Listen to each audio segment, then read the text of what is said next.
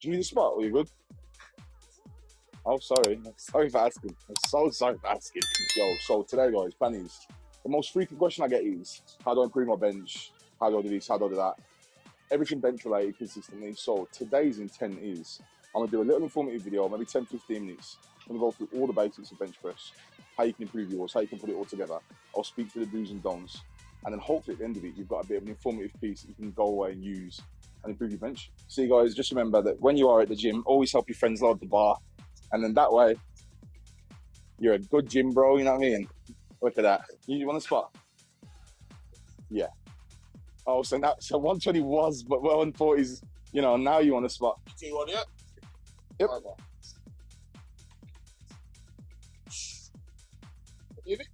Okay. What you want to do? A little more? Or a little less?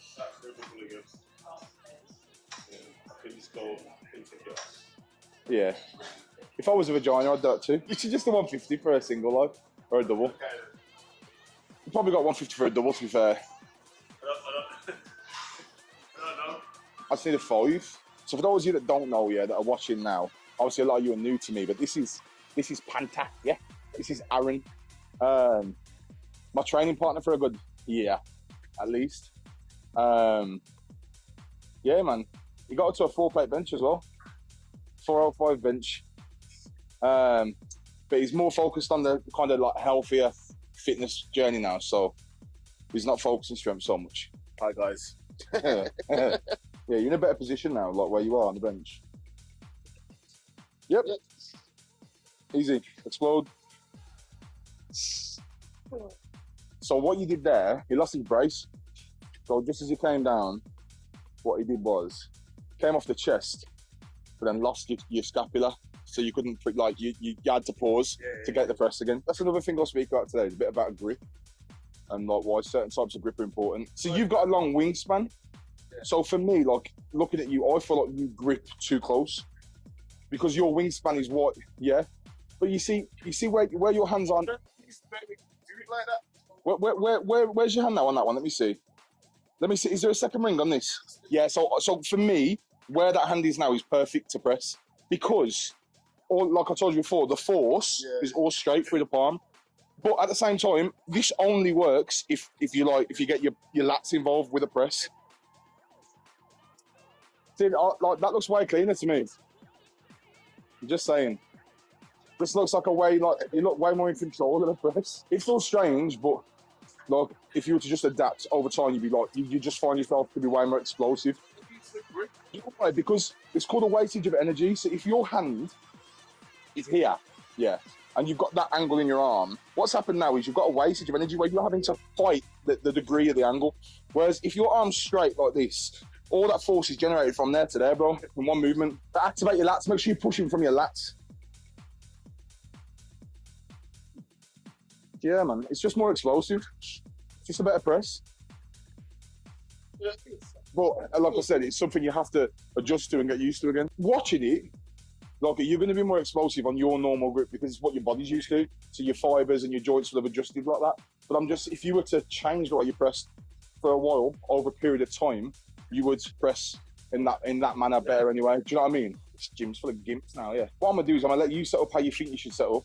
And then afterward, I'm going to show, if you do it right, you do it right, which is perfect. But like starting from your legs, everything. You know right now when your legs are like that, can you feel the tension in your quad? Yeah. So you should push yourself down the bench now so you feel tension here.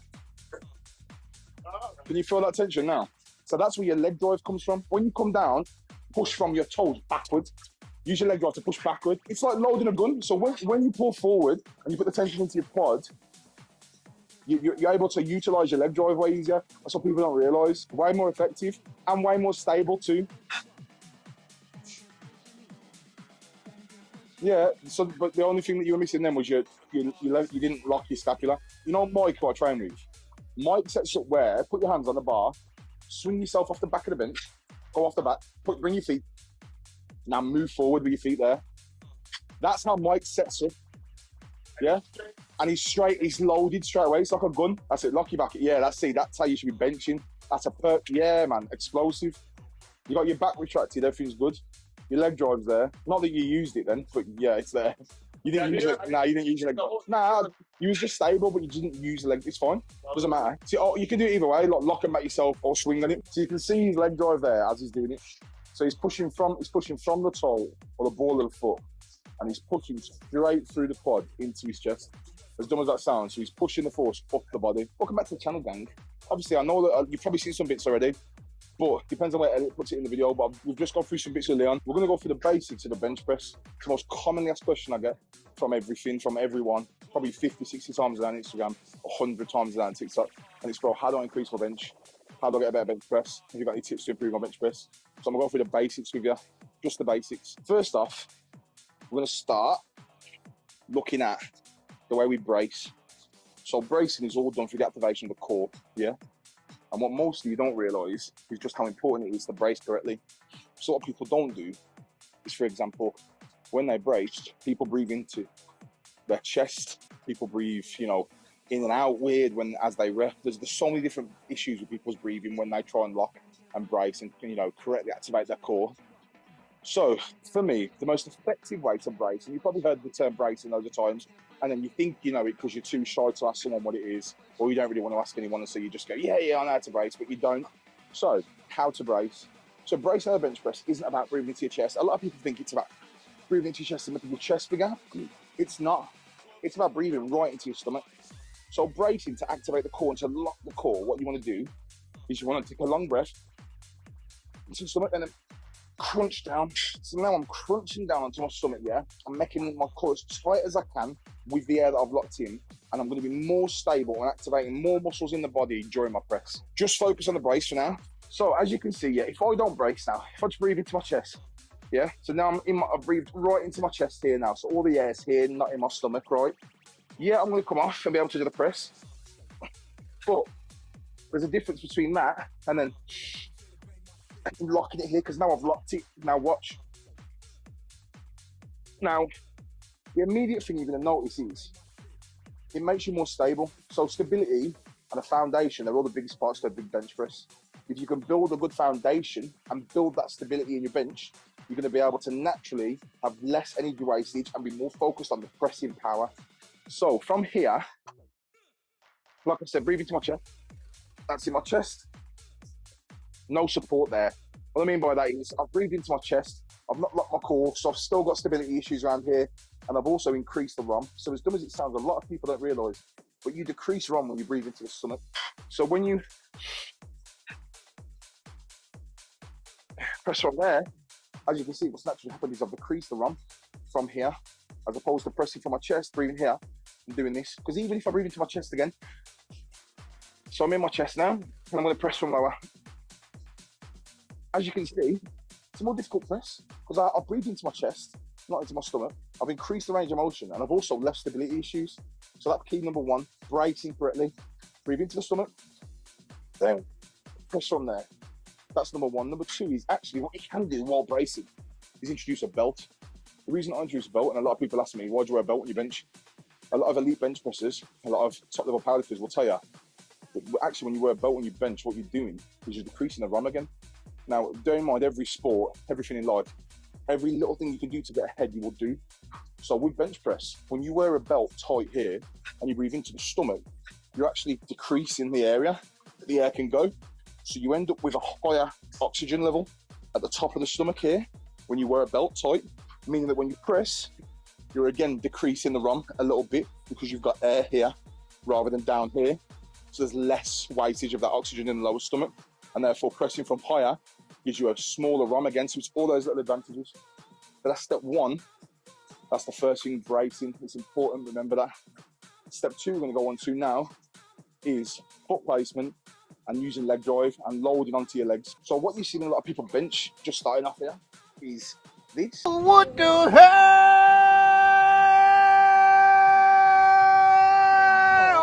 Brother, hold on, man. There's so many issues with people, and you've got to remember that, like I said before, the biggest part to a bench press is making sure your setup is perfect. Because if you can put 100% into your setup and get your setup banged on, then you haven't got to worry about any wastage, any issues, any stability issues. Everything goes into the foundation of that press. So again, like I said, when you move your legs forward and back here, over here, etc. If you try and leg drive from here, yeah, as you can see now, watch. I'm gonna press my legs in front of me. Literally couldn't involve any leg drive at all. It was almost impossible for me. At least that's how it feels. Whereas what I find is, if I lock my legs back like this, so that I'm now on the balls of my feet, and then I move down the bench, I'm now feeling tension in my quads. That tension is helping me to load my legs, ready to use leg drive. So for example, now I'm going to press through the balls of my feet as a press. Now what it's done, it's given me a much more stable, much more stronger foundation to press from. It's essential, in my opinion. So a really elite level bench press is a really good leg drive.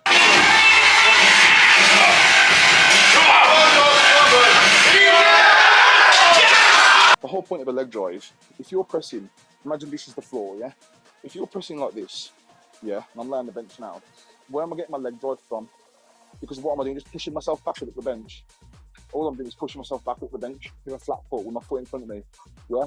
Whereas if my foot's behind me, yeah, and my quad's loaded, I'm now pushing kind of more upward. It's like a drive upward.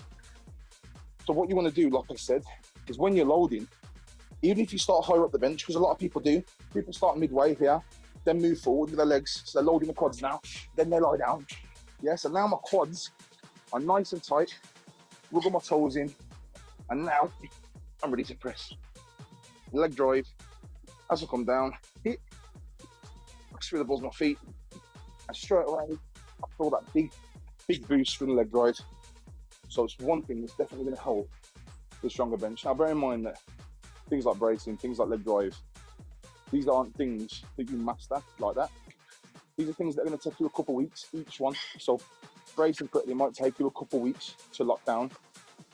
Foot placement, leg drive might take you a couple of weeks to lock down. But over time, what happens is you begin to put these things together, you're going to see a much stronger, much more efficient power level. Do you know what I mean? It's going to be no wastage, no wobbling, no shakiness. You're going to be very stable on the bench and able to drive a lot more force. That's the basics of leg drive, at least for me anyway. Look, I'm not saying I'm the genius of bench press. I'm not saying I know more than anyone, because I definitely don't. Definitely people out there that bench probably a lot less than me, don't know a lot more about benching than me. But what I can tell you is what works for me. Now I've got 305 kilo flat bench and a 260 kilo 6-plate incline bench. So obviously, over time, what I've been doing has worked. Imagine you've got 3 extremely important factors to anything. There are 2 of them. The third one is going to be scapular retraction, like I tell you now, and how to use your back and your lats in the press. I suppose another little mini tip to include, which I haven't said, is hand placement. So for me, and for most people, they've got a really elite bench press. All of the force is generated from the elbow, yeah. For example, if I'm going to grip the bar and I grip it like this while I'm laid down, and my arm is inverted toward me as a degree, what I'm doing straight away is I'm causing a power leakage, because I'm having to now include a lot more tricep pressing from here and put my arms through more of a stressing press because of the degree change. So for example, I'm now pressing, look, my elbows are now flared, they're wider. I'm now pressing up. It's more of an unnatural position. Okay. But if I just about place my hands so that my forearm remains completely straight to my elbow, what I'm now doing is generating all the force in the press from the chest and from the tricep straight up through the elbow in one movement up to the palm of the hand. So my force generation is all in one stable movement, as opposed to doing it close grip or too wide. Because again, like I'll show you now, when I go too wide, so I'm now beyond that 90-degree angle that I was looking for. And what's happened now is I'm a little more shaky, my grip's not as good. But not only that, when I come down, I'm now having to go much wider on my chest. It's more, yet again, unnatural to the press. So like, as I said, this is too wide, you're going to cause leakage. And this is too close, you're going to cause leakage there as well. But when you find that point where your elbow sits just under the palm of your hand and you lock it in, what you're going to find is, now, my elbows stay under my palms. So my arms are still straight, which means I've got no leakage or stability issues. Now it's just one straight, forceful movement through the palm of my hands and back. For me, the most effective way to bench is to find the angle on the bar where your palms sit directly above your elbows and press through 2 very stable arms, as opposed to 2 arms that are having power leakage through the chest and through the angle. in either direction. Moving on to the final one, scapula. So scapular retraction, the creme de la creme, I suppose is the best way to put it. We've done bracing, we've done leg drive. But scapular retraction, and you knowing how to utilize your back in a bench press, one of the things that separates you from being an amateur bench presser to a very good / elite bench presser. Reason is, one thing people don't realize is the most effective way to go a really big bench is, yes, benching more, but it's also training your back. Your back has a massive part to play in a bench press. Bear in mind that when you're lying on your back and benching, your back is your stabilizer. It's everything that's stabilizing your body and also supporting the press. The reason we retract the scapula is because when we retract the scapula correctly, we activate the lats and bring the lats into the press. So the actual beginning of the press is brought in from the lat, and we press from the lat, then through the chest, and then into the triceps to finish out. So I'll show you. So what I'll do now is I'll press flat backed with my scapula open, and you'll see the difference. So right now I'm flat on the bench, scapula's wide, I'm gonna come off. So right here, even that, so this is just 60 kilo, bear in mind, but even then, slight stability shake, because I'm not locked on the bench. Look, my scapula's open, so I'm free to move. I'm not locked in, there's no pressure, there's no downward force into this bench to support this press. So when I bench now, it feels uncomfortable. It feels like there's too much room for me to move. So, retracting my scapula. So what I'm gonna do now is I'm gonna, again, move into that leg drive position, and then I'm gonna lock scapula, my shoulder blades into this bench, and drive the top of my traps behind my neck and my shoulder blades into this bench. Now I've driven them in, and now I'm gonna move my elbows and tuck them in. What this is doing now, with my elbows tucked, if I leave them here, I'm still flared, but if I tuck, what I'm doing now is activating the lats.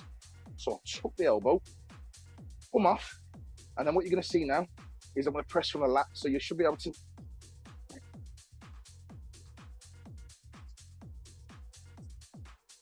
So, biggest difference between scapular retraction and none, straight away, is what the biggest theme of the video is.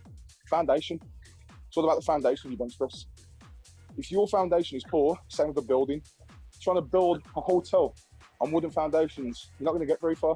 Okay, but if you concrete that foundation, you make it unbreakable, what's gonna happen is you can keep building on it, and you're gonna keep progressing. You can build as high as you want. So that's the takeaway from today. Very small things will play a massive part in bench press. Go away, utilize everything I've showed you. Odds are 4, 5, 6 weeks or a couple of months down the line, you're gonna start to see, maybe not massive PR jumps, but stability changes, comfort changes, confidence changes in the way you press it, how the weight feels in your hands, and how comfortable you feel.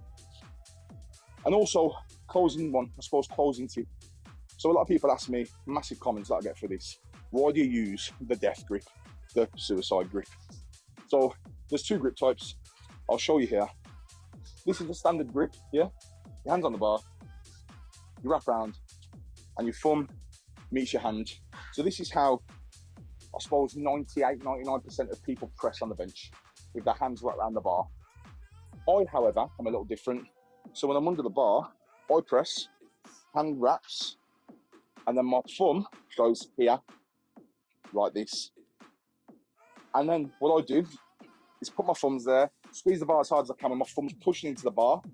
And for me, that's the most comfortable and confidence boosting way for me to press. There's no other way I can press that makes me feel as strong and as explosive as I do like this. Now, I do not recommend this grip because from what I can see, apparently everyone is terrified of it. Now, I personally, I've never had an issue with the grip. I've done the grip for years, 6 years. I've never ever had an issue with the grip where I've hurt myself or dropped a bar. Don't look at me like that, Leon. I have never dropped a bar. And that's including clapping and doing all the stupid shit I've done. So like I said, thumbs like this, all the stuff I've done, I've never dropped the bar, I've never hurt myself.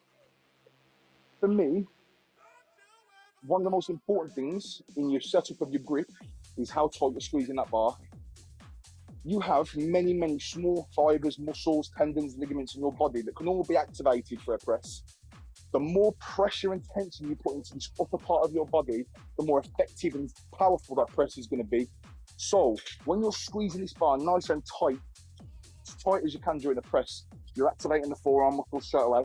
You're activating small muscles around the rotator cuff. and you're activating all these bits when you're squeezing tight. This helps support a nice, powerful press. So again, grip the bar how you want to grip the bar. Okay. One thing you've got to remember, which I'm sure most of you know, is bend the bar.